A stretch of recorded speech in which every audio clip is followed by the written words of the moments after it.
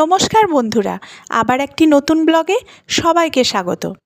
সন্ধেবেলা এখন দেখুন পুরো ডিনারের আয়োজন হচ্ছে, আর সকালে লাঞ্চেরও কিছু সবজি টবজি কাটা হচ্ছে। তো আজকে দেখাবো আপনাদেরকে একটা স্পেশাল রেসিপি।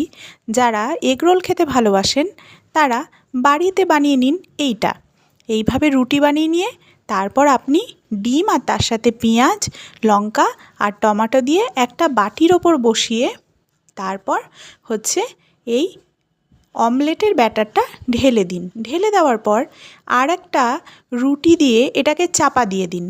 চাপা দেওয়ার পর যে কানা উঁচু বাটিটার ওপর আপনি বসিয়েছেন তার কানাগুলো আস্তে আস্তে সিল করতে হবে, আর সাইডের যে এক্সট্রা অংশটা সেটা আপনাকে আলাদা করে বাদ দিয়ে দিতে হবে। বাদ দিয়ে দেওয়ার পর আপনাকে এটা দেখুন, আমি আস্তে আস্তে দেখাচ্ছি যেটা কিভাবে ঘোরানো হচ্ছে, আর এই যে সাইডের কানাটা বাদ দিয়ে দেওয়া হচ্ছে। বাদ দিয়ে দেওয়ার পর এই যে গোল অংশটা এইটা আপনাকে ডিরেক্টলি একদম তাওয়ার ওপর ফেলতে হবে। তারপরে তাওয়ার ওপর ফেলে এটাকে ভাজতে হবে। ভাজার পর যেমন নর্মাল পরোটা ভাজে ওরকম করে ভেজে নেবেন।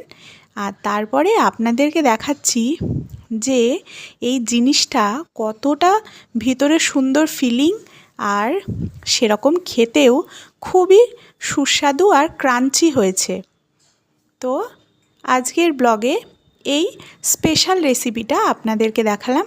আপনারা অবশ্যই বাড়িতে এটা করে খাবেন।